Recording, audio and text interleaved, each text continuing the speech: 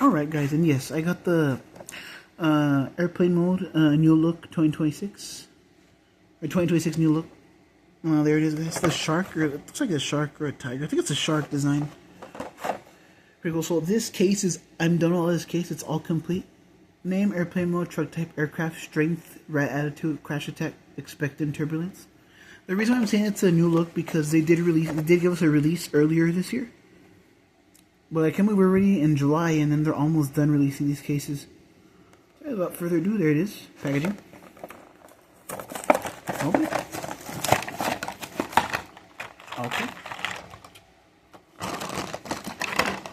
Perfect. Okay, here it is guys. It says airplane mode 68.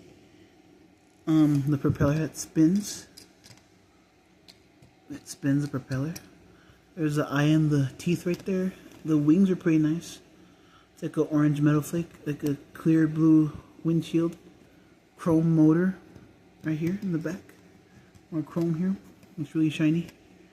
68 on the flipper, on the fin. Hot Wheels 68.